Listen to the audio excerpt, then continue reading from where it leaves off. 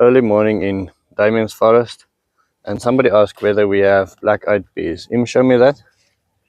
So yes, we do have plenty and plenty and plenty of black-eyed peas. The one delegation that was here just said peas, peas, peas everywhere. So we dug little pits and we placed peas. Show me. And so these ones we'll harvest for seed. And I'm sure there will be plenty that just drop them off naturally. It's almost going to be almost impossible to get to everything in time to harvest it. So we'll have so many that just drops their seeds off naturally, and then the workers and my family will be eating peas for a very, very long time to come. Then somebody said we should inoculate the biochar with manure and things like that. So that's quickly what we're gonna do. I brought some biochar here. Eames, come get some of this duck water for me quickly, please. Maybe use that drum that's there below the worm drum. And we're gonna, yeah, you can just take as much of this water as you can. You just put that worm tea, put the worm tea with the biochar as well. Yeah, nice. Okay, yeah, we should have done more of that. No man, it's okay. It's okay. It's okay. Fill it with this. Yeah, yeah. Just put that out, and then this is what I want. So this is some duck poop that's been lying in here for months, and nice gooey stuff. I see all the duck poop is gathering on top, so we can scoop all of that up. The water below seems a little bit clearer, for lack of a better word. I'm still not going to swim in there, but the theory is then the biochar and the duck poop, we can maybe mix that every couple of days. And the guy that left the comment said within 24 hours the bacteria should have found a home in the duck, in the biochar. So that's nice and ducky. We mix that with the biochar.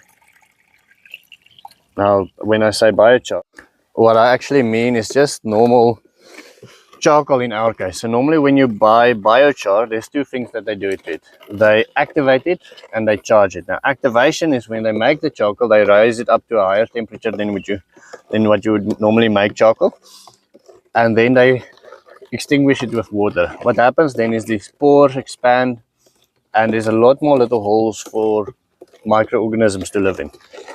That is called activation. So that is also the charcoal that you buy has been made by that way. All the wood oils have been burned off. If you touch it and if it's still a whole piece and you cling it, it sounds like glass.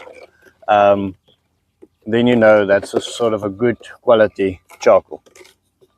And then biochar just means it comes from a bio product. So anything that was living, wood, wood or bone or whatever, that's biochar. And then to charge it, you would do something like this. Add it to the, okay, I think that's fine, Ims. I think we can just leave it like that. I think that's 100%. For how many days? I think if we leave it for 2 days, then we can start using it with the plants. See, we just put a handful of everyone and see how it goes. Then charging it is like this. We'll leave it for 2 days. We can also mix it into compost so the microorganisms can find a home in it. You can also just add it to the soil, but what happens then is it pulls nutrients from the side, it pulls water from the side, and it pulls the microorganisms. So when you just add it to the soil and, don't, without charging it like this first, it actually has a little bit of a negative effect before it starts having a positive effect on your garden. This way that this has been made is now just normal charcoal that was made. This is a byproduct from the factory. I didn't buy biochar from them. I just bought charcoal fines or dust from them. It was cheaper this way. I could get more, and I want to go and buy some more still. I think this is the way the Amazonians made the terra preta. I don't think they went through the whole process of extinguishing it with water and charging it and lifting the temperature. I think they just made fires and they added a the charcoal to the land. But you know, I'm not a terra preta expert yet. It's just my thinking. I think that's the way it's been done. Right, so that is our charcoal for today. Dominic Monahan has decided to help us spread permaculture. Thank you very much, Dominic. He became a member on Buy Me a Coffee. Love that. Thank you so much. If you would like to help us spread permaculture into Africa, which is our mission, you can just like and subscribe. That would be fine as well. So it looks like, Buffalo, what are you doing? See, our pigsties are drying out now. 3 days without rain, and our land is dry. Still a little bit of moisture down there. Looks like we didn't need to put the concrete in after all, which is great. We'll still keep up with the deep mulch. And hey, Buffalo, he's a Buffalo. So I'm struggling to reach him.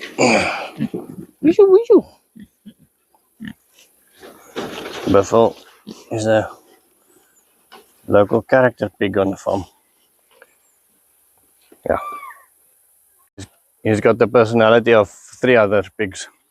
So I'm still not sure how we're gonna harvest him one day. I don't think it's gonna happen. It will be a very sad day on the farm indeed. Right, and then we finally got permission to take off the roof. As you know, the bottom structures has all been removed, but we can finally remove the roof. So this is what it looks like from the top. It's basically a tin roof that looks like tiles stuck to the wood. So there was a little recap on here. Let's see if I can find one. Oh, right here below my feet. Look like this, above the beams, not above the beams. And then from there on, just a zinc tile, one going over the next one. So brandering, I don't know what you call these things. We call them brandering. Spaced like that, and then this one just hooks over that one. And this one has been painted on both sides, but many are still bare. This is the material. I don't know what you call that in your language or in your country. We call it something like zinc, or yeah, I don't know. Anyway, so this is our progress. We're starting now, and now we will have to see how to best use this material in the food forest. Some people also say that I should use the building rubble from here, but these people have added onto the roof quite a lot of places, like, or onto the house. So they use the rubble from breaking down the inner walls. They use that as filling in the next part of the construction. So there's a time to gather rocks and a time to throw away rocks. And so I've been called to come and remove these rocks. So clearly for me, it's a time to gather rocks. Over here, and then over there. And some of them are too big for 2 people to lift, so 4 people or more will have to break them and get these things removed all over the place.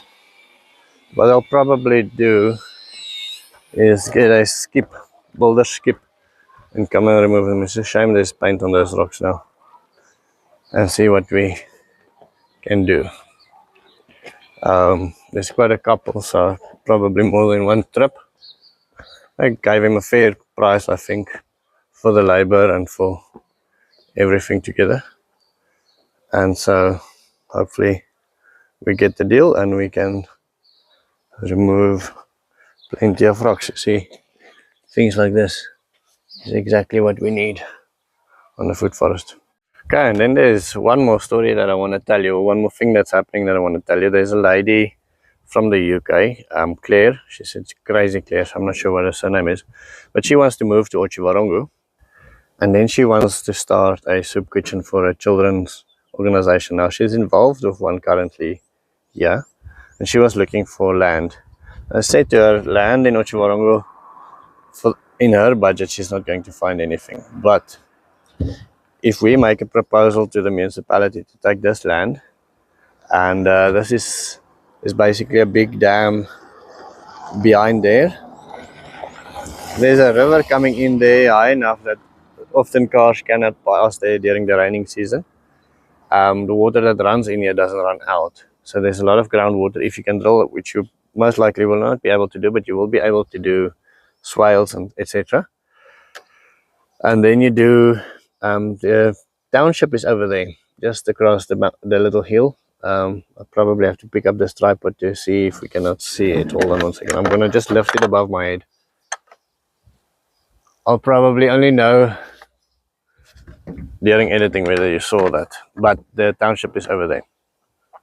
So this is basically the border of the town and the township. And then she wants to put up swales and trees and things in here. And then she's got a lady here that can run a soup kitchen or a children's kitchen for her. With her help, she wants to move to Otjiwarongo. Now, I'm going to open a chat on the Discord regarding this property. Leave GPS locations, you can have a look. I'm sure there will be lots of ideas and lots of designs, lots of things, comments that can be learned from. Remember, this is public land.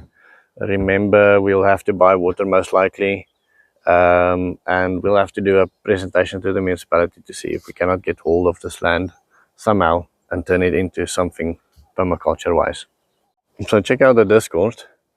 I think this, if this comes to be, this can be the first real permaculture project in which I'm going to just put the tripod on there to get a little bit of height. And this might be the thing that turns Otjiwarongo into a permaculture town, which would be fantastic. So this horse, little donkey, Lily, has got something stuck in her thigh and we can't seem to get it out completely. All swollen, a little bump. And so my wife's trying to quickly get that out, and she's actually standing patiently. If somebody pushed needles into my thigh like that, that would have been the end of it. Look at this cool thing. My wife, well, I came home from work. My wife said she wants to go to town quickly. I forgot to buy water, and so I am giving lessons this afternoon to some young children. I guess I'm spreading permaculture by horseback this afternoon. Anyway, that's going to be the end of my story. Thank you so much for watching with me. I will see you tomorrow.